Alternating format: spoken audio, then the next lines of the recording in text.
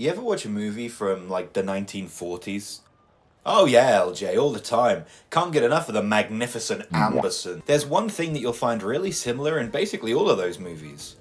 The vocals. The voice performances are normally stilted, monotone, quick, and all in a very similar pitch. It's the stereotypical kind of "nya, she" voice, and it's a stereotype for a reason. Almost every movie of a certain time period has this delivery style. You wouldn't see many actors back then actually act.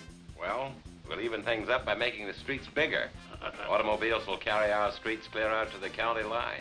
Well, of course, I'm not in the habit of carrying $450 worth of change around with me. No. Oh, well, when I said now, I didn't mean just this moment, Mr. Clark. So why did all these movies do this? When did movies stop doing this and start emoting? Or, to put it another way, when did actors actually start acting?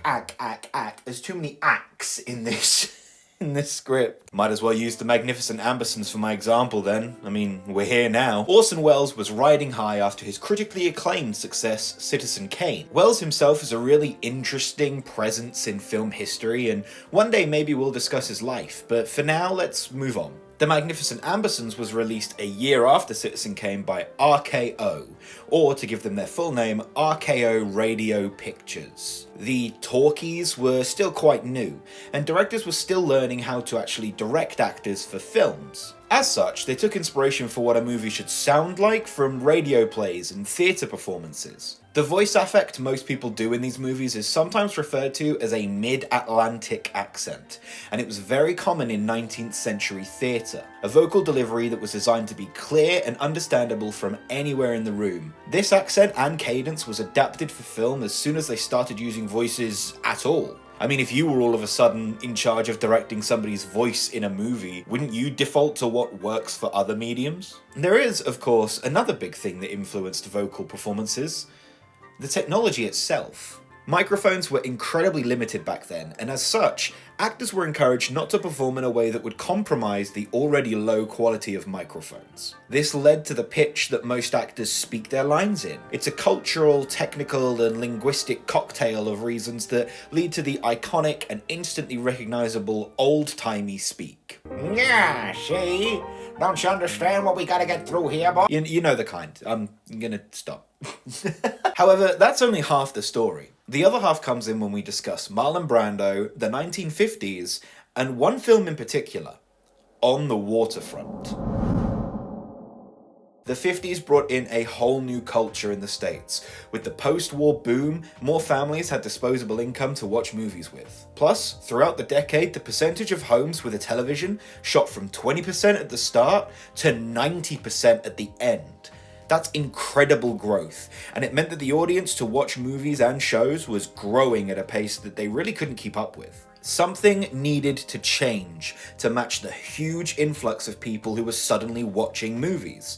And in 1954, Elia Kazan adapted some police files into a movie set in Hoboken, New Jersey — I've been there, it's quite nice — about corruption between dock workers, gang racketeering, and other such themes that were relevant in the time. That's not what was so revolutionary about the movie, though. What was game-changing was Kazan's direction style. He got his actors to perform not as if they were stiltedly trying to read their lines in a clear manner, and encouraged more naturalistic and, for lack of a better word, real performances. Characters like Father Barry and Charlie have pretty iconic moments. Now what does Christ think of the easy money boys who do none of the work and take all of the gravy? And how does he feel about the fellas who wear $150 suits and diamond rings on you union dues and your kickback money? This is my church. And if you don't think Christ is down here on the waterfront, you've got another guest coming. But Terry Malloy comes to life through the exceptional performance of Marlon Brando. You was my brother, Charlie. You should have looked out for me a little bit. You should have taken care of me just a little bit so I wouldn't have to take them dives for the short end money. Well, I had some bets down for you. You saw some money. You don't understand. I could have had class. I could have been a contender. I could have been somebody. Instead of a bum, which is what I am. Let's face it. Marlon Brando's acting in this movie is still regarded as one of the most important and influential performances of all time. Marlon Brando redefined the possibilities of acting for film and helped permanently alter the cinematic universe. See? All the theatre frameworks and acting techniques that we take for granted today, stuff like method acting, Stanislavski hypotheticals, the things you've heard of without necessarily knowing what they mean if you don't look into them, were basically invented by this movie. Jared Leto can send rats and condoms to people and pretend he's being a method actor, but he's tarnishing an important and respected aspect of performance, one that was spearheaded by this film. And since then, the world of performance has never really been the same, and cinema's been better for it. If you're at all interested in movies, acting, or history, I can't recommend watching On the Waterfront enough. Maybe you won't like it, maybe you'll hate it, but it's history, and it deserves your time. Thank you, by the way, for considering this video worthy of your time. I really appreciate you watching all the way to this point in the video, so please consider leaving a like and sharing the video if you did. The channel's still starting to grow, so it's all really appreciated at this stage. Also, why not leave a comment if there's anything you want to hear me talk about in future?